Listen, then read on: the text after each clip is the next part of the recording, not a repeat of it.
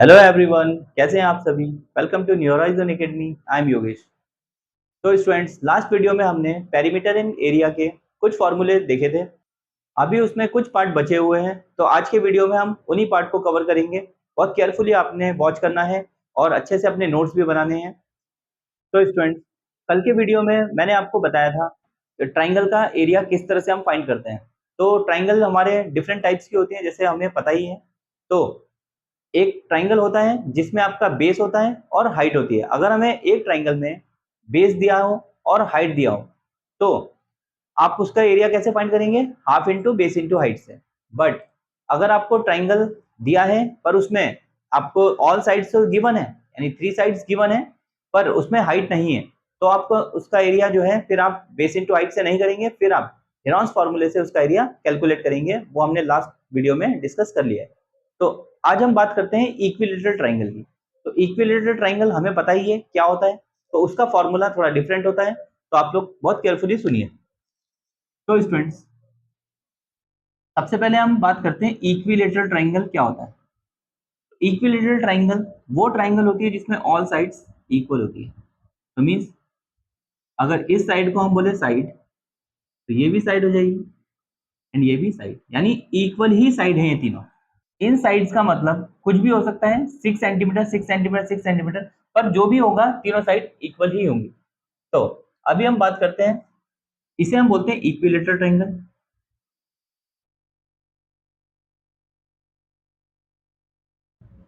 Equilateral triangle.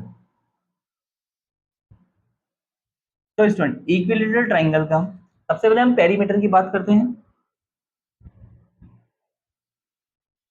Perimeter, तो perimeter very simple है। इसमें थ्री साइड्स हैं और तीनों ही साइड इक्वल हैं, तो हम साइड प्लस साइड बोले या थ्री इंटू साइड बोल दें। तो आप इसे सिंपली लिखेंगे थ्री इंटू साइड, और ऐसे ही आप इसे लर्न कर लेंगे, थ्री इंटू साइड। अब एरिया की बात करते हैं।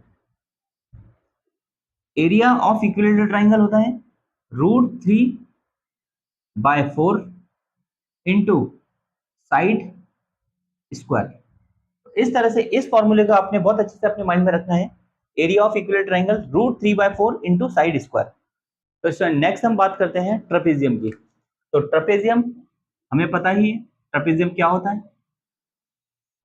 ट्रेपेजियम एक क्वाड्रिलेटरल होता है जिसमें one pair of opposite side parallel होती है और one pair of opposite side non parallel होती है। तो ये नॉन पैरेलल साइड्स होंगे और ये इसकी पैरेलल साइड्स होंगी। तो अगर हम नेमिंग कर दें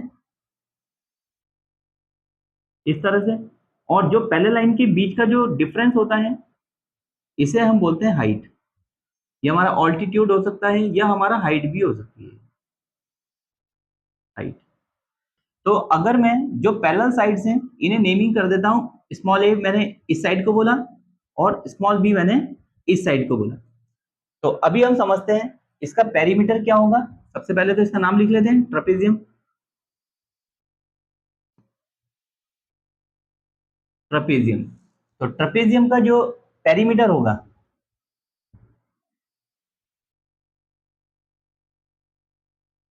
तो स्टूडेंट्स पेरीमीटर के लिए तो स्टूडेंट्स आप लोग ऑल साइड का सम फाइंड कर देंगे, तो वही हो जाएगा।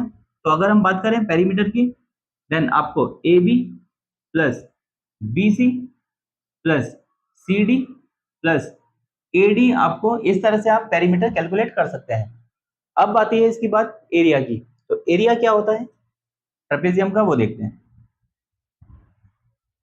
एरिया ऑफ ट्रेपेजियम होता है, बहुत केयरफुली आपने सुनना है, 1/2 ब्रैकेट में sum of parallel sides, sum of parallel sides, sum of parallel sides, और ब्रैकेट के बाहर आप लिखेंगे इनटू हाइट।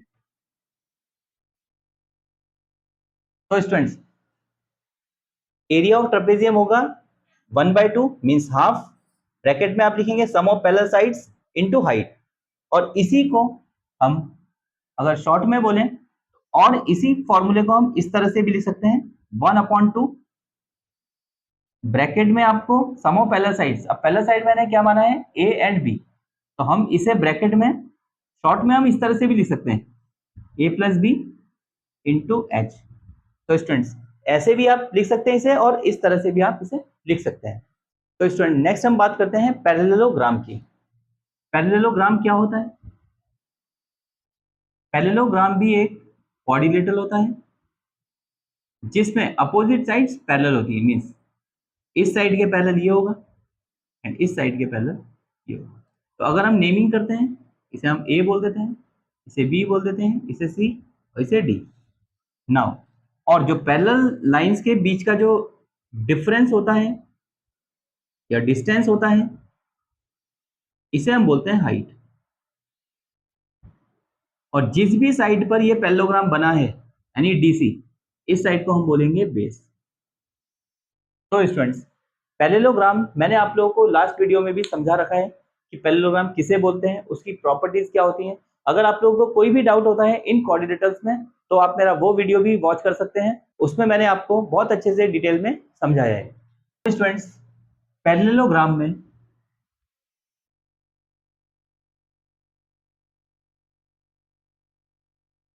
पैरेललोग्राम में अगर हम बात करें पेरीमीटर की,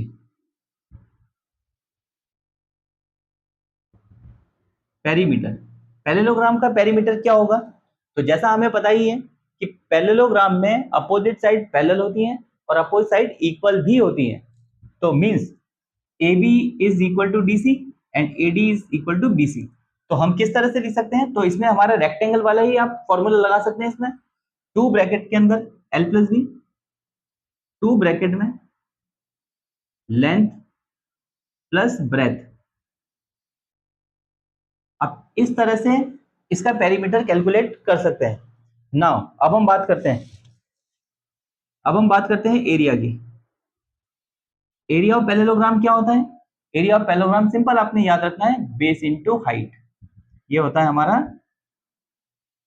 बेस इंटू हाइट। और इसमें आपको बिल्कुल भी कंफ्यूज नहीं होना है।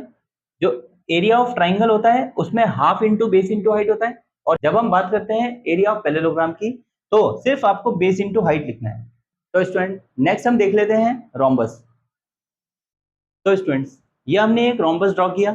तो रोम्बस में आप लोगों को समझना है कि रोम्बस भी एक पैरेललोग्राम होता है जिसमें ऑल साइड्स इक्वल होती हैं। सबसे पहले तो आपने ये समझना है, तो रोम्बस में जो पैरेलल साइड्स का डिस्टेंस होता है, पैरेलल साइड्स का डिस्टेंस होता है, इसे हम बोल देते हैं हाइट। हाइट और एक चीज और आप देखिए, और इसमें हम डायगोनल्स भी ड्रॉ करेंगे। तो जो ये इस तरह से हम लाइन को ड्रॉ करते हैं, ये हमारी होती है डायगोनल्स, इस तरह से। तो ये हमारी डायगोनल्स है और ये इसकी हाइट हमने ड्रॉ की। तो अब समझिए आप, तो इसे बोलेंगे हम रोम्बस, इसे हम बोलते हैं रोम्बस। तो स्टूडेंट्स अब समझना है आपने। सबसे पहले पेरीमीटर की बात करते हैं।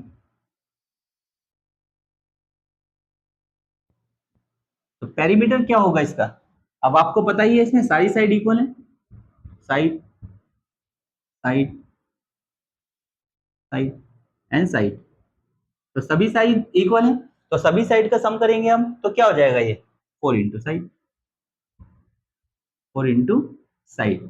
तो रोम्बस का पेरीमीटर आप लिखेंगे, यही पेरीमीटर हमारा स्क्वायर का भी होता है क्योंकि स्क्वायर में ऑल साइड इक्वल होती है। हम इसका एरिया देखते हैं। तो स्टूडेंट्स रोम्बस का एरिया आप 2 फॉर्मूले से फाइंड कर सकते हैं। तो जैसा आपको गिवन होगा, जो भी आपको पार्ट इसके गिवन है उसके अकॉर्डिंग हम फॉर्मूला यूज करते हैं। तो समझिए, अगर आपको रोम्बस में ये हाइट गिवन है और नीचे वाली साइड ये गिवन है, तो आप इसमें पैरेललोग्राम का फॉर्मूला लगा देंगे। तो हम हाफ इंटू पैरेललोग्राम का फॉर्मूला हमने क्या बोला था अभी, sorry, base into height, base into height. इस तरह से आप फॉर्मूला लगाएंगे। बेस क्या हो जाएगा इसमें, डीसी, एंड हाइट हो जाएगा आपका, अच्छा इसमें अगर हम ये नेमिंग कर देते हैं तो एई। एक तो आप इस तरह से एरिया निकाल सकते हैं रोम्बस का, जिसमें जब आपको बेस दिया होगा और हाइट दी होगी। पर अगर आपको ये बेस और हाइट ना दे करके आपको ये डायगोनल दे दी जाए, अब जो ये डायगोनल है, इस डायगोनल को हम D1 बोल देते हैं और इस वाली डायगोनल को हम बोल देते हैं D2। तो स्टूडेंट्स अब केयरफुली सुनना है आपने। और जो एरिया ऑफ रोम्बस हो जाएगा, इसका एक और फॉर्मूला ये हो जाएगा एरिया ऑफ रोम्बस का, 1/2 means half into diagonal 1 into diagonal 2। तो स्टूडेंट्स ये दो फॉर्मूले आपको अच्छे से समझना है, अच्छे से याद भी करना है। लास्ट में हम बात करते हैं सर्कल की। तो सर्कल क्या होता है? सर्कल एक राउंड फिगर होता है जिसमें एक सेंटर होता है, और सेंटर से जो हम लाइन सर्कल तक ड्रॉ करते हैं इसे बोला जाता है रेडियस। ये आपका होता है रेडियस, और इसे हम शॉर्ट में स्मॉल आर भी बोल देंगे। एक चीज आपको बहुत अच्छे से समझना है, जब हमने स्क्वायर की बात की, रेक्टेंगल की बात की, ट्रेपेजियम की बात की, तो हमने उसमें जो है सभी साइड का सम निकाला जिसे हमने बोला पेरीमीटर। अभी जब हम सर्कल की बात कर रहे होंगे और आपको इसकी आउटर बाउंड्री की लेंथ निकालनी है, देन आपको पेरीमीटर की जगह सरकमफ्रेंस वर्ड का यूज करना है। तो सरकमफ्रेंस ऑफ सर्कल मींस, उसे आप दूसरे वर्ड में बोले तो पेरीमीटर ही हो जाएगा, इसका आउटर बाउंड्री ही हो जाएगी। तो सरकमफ्रेंस बोले या हम पेरीमीटर बोले, दोनों सेम ही चीज है। तो पर हम सर्कल के लिए हमेशा सरकमफ्रेंस वर्ड का यूज करते हैं। सर्कल, तो सर्कल का सरकमफ्रेंस जो होगा,